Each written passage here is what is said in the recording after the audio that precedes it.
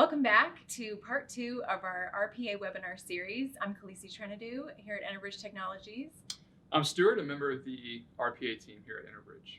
And today we're going to be talking about how you can measure your RPA success.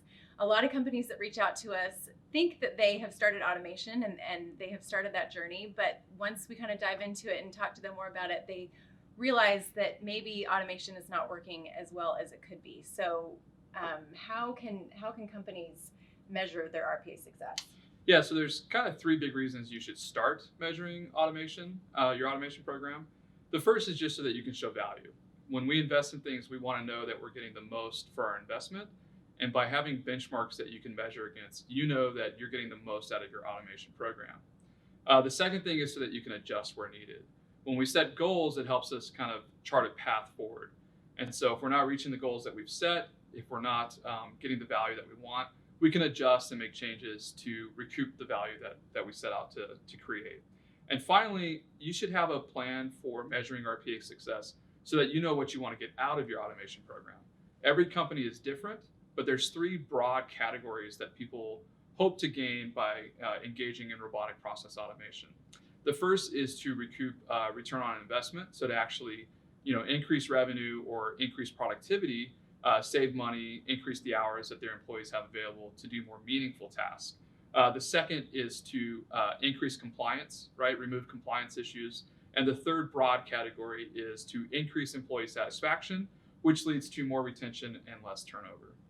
Okay, great. So if a company's goal is to increase their revenue, how do we measure ROI? Yeah, so measuring ROI is actually pretty straightforward. We have a formula we use. And essentially what we're going to do is try to calculate how many hours we're saving, which translates to dollars. So we look at the number of automations in place, how long those processes take to run, how often they need to be ran, if they're running uninterrupted or not. And based off that, we can calculate how many hours are being saved. Now, we can put a dollar amount on that, but what we find is that most companies aren't letting people go just because they're automating those processes. They're taking those people and putting them on more meaningful tasks. So you can put a dollar amount on it, but you could also put a measure to see how much more productivity you're getting out of your employees. Now, the other area to look at with ROI is error reduction, right? So you can measure, and this is something that if you want to benchmark against, you want to look at pre-automation and post-automation. What's the frequency of errors? What are those errors costing you? But by reducing errors, oftentimes you're going to increase your revenue, decrease the amount of time you spend fixing them. So that's another area to look at when measuring for ROI. Whatever you want to measure for with ROI, the thing to do is to know what are the key indicators for that process, what is the value of an error, what's the value of an error reduction, and what's the value of an hour of time for those employees.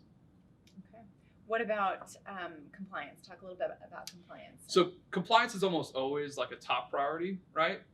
If you're not compliant, you're going to have fees, you're going to have legal troubles. It can be big trouble for a company.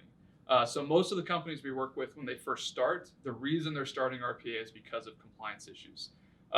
So the way you can measure compliance, again, you probably have audits that you're performing. And so the thing to do is create that benchmark. Look at your audits pre-automation, compare those to audits post-automation. What we've seen is that most companies that engage with robotic process automation, they incorporate that into the audit process. So they can actually run audits before their big audit that tell them things to look at and fix before the audit comes, which means that when they do get audited, there's going to be fewer issues and a higher compliance rate, which means, better things for the company. So I've heard you talk about error reduction. Why is that so important? Error reduction comes up a lot. It's a big reason people turn to robotic process automation. Essentially, a bot is not going to make the same errors that a human will. So it's going to look at the information available. If it's transferring data from one system to another, it's not going to misspell things. It's not going to misplace a decimal point. So people often turn to RPA in order to reduce errors, which of course is going to lead to an increase in compliance. And when you have fewer errors to fix, you're going to spend less time on those processes. All right, let's talk about employee satisfaction and retention. Yeah, so for a lot of organizations, they're not necessarily looking chiefly to get a return on investment or for compliance issues. They're just trying to make their employees happier. They have a lot of turnover, or they might have to bring on seasonal workers to replace folks or augment for high volume. So robotic process automation can be a tool in making your employees happier.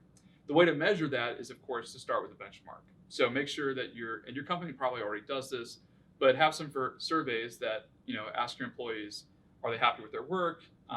Do they feel like they have tasks that they can accomplish? And the key with RPA is to make sure that you're probing where all that automation will touch. So what we have found when measuring employee satisfaction after automations is that often we get anecdotal feedback from departments that are really happy with the automation, but we weren't actually measuring them because we didn't realize it would affect their lives. So one example is with a department where HR loved us because we put in automation.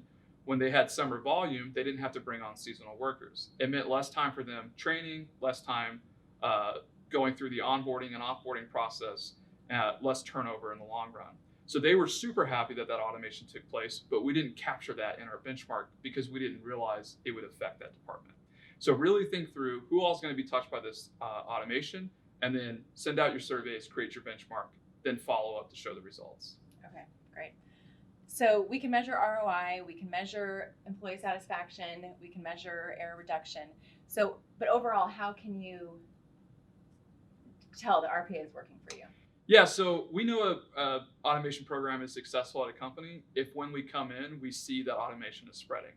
So if we come into a company and they've had RPA for 4 or 5 years, but it's only in one department and they only have 2 automations, that's not a super successful program. Now, it may be the case that that's all there is to automate, but I highly doubt it. If they're a successful program, what should be happening is, as more departments see what RPA can do, it starts to spread. So maybe it starts in your claims department, but spreads into your finance department.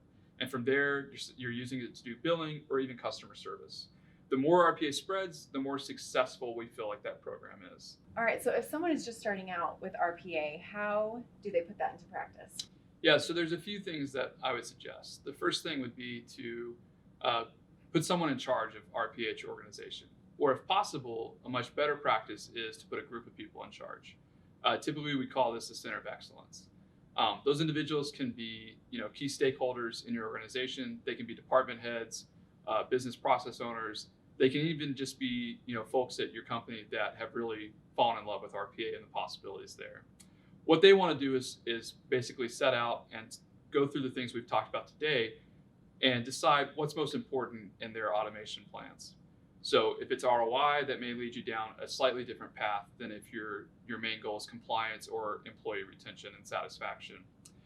Once you have your goals, you then need to start creating your benchmarks. So go through your automation processes, do your surveys, look at your audits, create that benchmark so you have something to measure against. Now here at EnterBridge, we use a process to ensure that we're successful. And the first part of that process is we create what's called a process definition document, a PDD. As part of that, we're actually going to decide what the goal of that automation is, and we're going to benchmark against it.